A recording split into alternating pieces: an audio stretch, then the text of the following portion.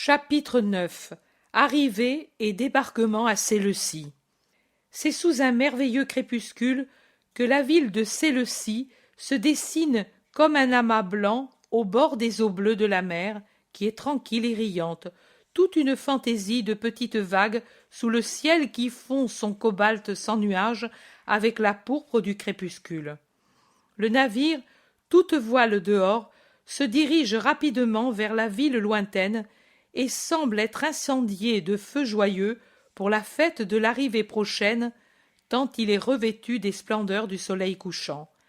Sur le pont, parmi les marins, qui ne sont plus affairés et inquiets, se trouvent les passagers qui voient s'approcher le but et, assis près de Jean d'Andorre, encore plus amaigri qu'à son départ, se trouve le marin blessé. Il a encore la tête entourée par une bande légère et il est d'une pâleur d'ivoire à cause du sang qu'il a perdu. Mais pourtant, il est souriant et il parle avec ses sauveurs et ses compagnons qui, en passant, se félicitent avec lui de le revoir sur le pont. Le Crétois le remarque aussi et il quitte un moment son poste en le confiant au chef de la chiourme pour venir saluer son excellent Déméter, revenu sur le pont pour la première fois depuis sa blessure. « Et merci à vous tous, dit-il aux apôtres. Je ne croyais pas qu'il pût vivre encore, blessé comme il l'était par la lourde poutre et le fer qui la rendait encore plus pesante. Vraiment, Déméter, ils t'ont redonné la vie, car tu étais déjà mort une première et une deuxième fois. La première fois, en te laissant tomber sur la marchandise du pont, ou à cause du sang que tu perdais et des vagues qui t'auraient jeté à la mer, tu aurais péri en descendant au royaume de Neptune, au milieu des Néréides et des Tritons. Et la seconde fois, pour t'avoir guéri avec ce merveilleux onguent. Fais-moi donc voir la blessure. L'homme défait la bande et montre la cicatrice bien refermée, lisse, qui ressemble à une marque rouge de la tempe à la nuque, à la limite des cheveux, qui paraissent coupés, peut-être par syndicat, pour les empêcher d'entrer dans la blessure. Nicomède effleure légèrement cette marque. L'os lui-même est soudé. Tu es aimé par Vénus marine, et elle ne voulait t'avoir qu'à la surface de la mer et sur les rivages de la Grèce. Qu'Éros te soit donc propice, maintenant que nous descendons à terre, et qu'il t'aide à perdre le souvenir du malheur et la terreur de Thanatos qui t'étreignait déjà. Le visage de Pierre est un panorama d'impressions quand il entend toutes ces allusions mythologiques. Appuyé à un mât, les mains derrière le dos, il ne parle pas, mais tout parle en lui, pour appliquer une épithète salée au païen Nicomède et à son paganisme, et pour marquer son mépris pour tout ce qui est gentil. Les autres aussi ne sont pas moins dédaigneux. Jude d'Alphée a le visage fermé de ses plus mauvais moments. Son frère tourne sur lui-même en s'intéressant beaucoup à la mer.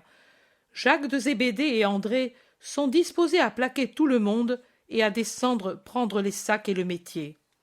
Matthieu joue avec sa ceinture et le zélote l'imite en s'occupant de ses sandales trop grandes comme si c'était une chose nouvelle. Et Jean de Zébédée s'hypnotise à regarder la mer. Si manifeste est le mépris et l'ennui des 8, et ne l'est pas moins le mutisme des 2 disciples assis près du blessé, que le Crétois s'en aperçoit et s'en excuse. C'est notre religion, savez-vous, comme vous croyez à la vôtre. Nous tous et moi, nous croyons à la nôtre. Personne ne répond, et le Crétois juge opportun de laisser en paix ses dieux et de descendre de l'Olympe sur la terre, ou plutôt sur la mer, sur son navire, en invitant les apôtres à venir à la proue pour bien voir la ville qui approche. Voilà, voyez-vous, vous n'êtes jamais venu ici? Moi, une fois, mais par voie de terre, dit le zélote d'un ton sérieux et tranchant. Ah, bien, mais alors tu sais au moins que le vrai port d'Antioche, c'est Séleucie, sur la mer, à l'embouchure de l'Oronte, qui se prête gracieusement à accueillir les navires, et par des temps d'eau profonde peut être remontée par des barques légères jusqu'à Antioche. La ville que vous voyez, la plus grande, c'est Séleucie. L'autre, vers le midi, n'est pas une ville, mais les ruines d'un endroit dévasté. Elle trompe, mais c'est un pays mort. Cette chaîne est le Piérios qui fait donner à la ville de Séleucie le nom de Pieria. Ce pic, plus vers l'intérieur, au-delà de la plaine, c'est le mont Casio, qui domine comme un géant la plaine d'Antioche. L'autre chaîne, au nord, est celle de l'Aman. Oh, vous verrez à Séleucie et à Antioche quels travaux ont fait les Romains. Ils ne pouvaient rien faire de plus grand. Un port qui est un des meilleurs, avec 3 bassins et des canaux et des jetées et des digues. Il n'y en a pas autant en Palestine. Mais la Syrie est meilleure que d'autres provinces de l'Empire. Ces paroles tombent dans un silence glacial.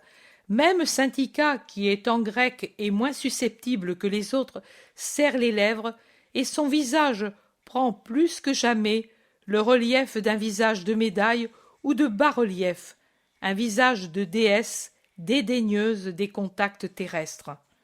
Le Crétois s'en aperçoit et il s'excuse. « Que voulez-vous? Au fond, je gagne ma vie avec les Romains. » La réponse de Syntycha est tranchante comme un coup de sabre. « Et l'or émousse le fil à l'épée de l'honneur national et de la liberté. » Et elle le dit sur un tel ton et dans un latin si pur que l'autre en reste pétrifié. Puis il ose demander « Mais n'es-tu pas grec ?»« Je suis grec, mais toi, tu aimes les Romains. Je te parle dans la langue de tes maîtres, pas dans la mienne, celle de la patrie martyre. » Le Crétois est confus, et les apôtres éprouvent un muet enthousiasme pour la leçon qu'elle donne aux panégyristes de Rome.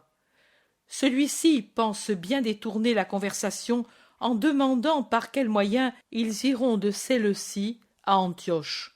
« Avec nos jambes, homme, répond Pierre. « Mais c'est le soir, il fera nuit quand vous débarquerez. »« Il y aura où dormir. »« Oh, certainement, mais vous pourriez dormir aussi ici jusqu'à demain. » Jude Thaddée, qui a déjà vu apporter tout ce qu'il faut pour un sacrifice aux dieux, qui sera peut-être fait à l'arrivée au port, dit « Pas besoin, nous te sommes reconnaissants de ta bonté, mais nous préférons descendre. N'est-ce pas, Simon ? » « Oui, oui, nous aussi nous devons faire nos prières, et ou toi et tes dieux, ou bien nous et notre Dieu. » « Faites comme vous croyez, il me plaisait de faire une chose agréable au fils de Théophile. » Le zélote dit « Et nous aussi au Fils de Dieu, en te persuadant qu'il n'y a qu'un seul Dieu, mais tu es un rocher inébranlable. Comme tu vois, nous sommes pareils. Mais qui sait si un jour on ne se verra pas, en te retrouvant moins entêté. » Nicomède fait un geste comme pour dire « Qui sait quand ?» un geste d'indifférence ironique devant l'invitation de reconnaître le Dieu vrai et d'abandonner le faux. Puis il reprend son poste de pilote, car désormais le port est tout proche. « Descendons prendre les coffres. Débrouillons-nous tout seuls. J'ai hâte de quitter cet infect païen, » dit Pierre, et ils descendent tous, sauf Syntycha et Jean. Eux, les 2 exilés, sont l'un près de l'autre, et ils regardent les digues qui approchent toujours plus. Jean d'Andorre gémit. « Syntycha, un autre pas vers l'inconnu, un autre arrachement au doux passé, une autre agonie. Syntycha, je n'en peux plus. » Syntycha lui prend la main. Elle est très pâle, affligée, mais elle est toujours la femme forte qui sait donner de la force. « Oui, Jean, un autre arrachement, une autre agonie. Mais ne dis pas un autre pas vers l'inconnu. Ce n'est pas juste. Nous connaissons notre mission ici. Jésus l'a dite. Nous n'allons donc pas vers l'inconnu, mais au contraire, nous nous fondons de plus en plus avec ce que nous connaissons, avec la volonté de Dieu. Il n'est pas juste non plus de dire un autre arrachement. nous nous unissons à sa volonté. L'arrachement sépare. Nous nous unissons. Il n'y a donc pas d'arrachement. Nous nous séparons uniquement de tous les plaisirs sensibles de notre amour pour lui, notre maître, en gardant les délices suprasensibles, en portant l'amour et le devoir à un niveau ultra-terrestre. En es-tu persuadé qu'il en est ainsi? Oui. Et alors, tu ne dois pas dire non plus une autre agonie. L'agonie annonce une mort prochaine, mais nous, en rejoignant le plan spirituel pour en faire notre demeure, notre atmosphère et notre nourriture, nous ne mourrons pas, mais nous vivons, car ce qui est spirituel est éternel. Par conséquent, nous montons vers une vie plus vivante qui anticipe la grande vie des cieux. Donc, allons, oublie d'être l'homme Jean, et souviens-toi que tu es le destiné au ciel. Raisonne, pense, agis, et espère seulement comme étant un citoyen de cette patrie immortelle.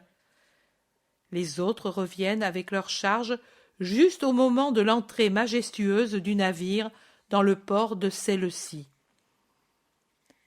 Et maintenant, filons au plus tôt vers la première auberge que nous verrons.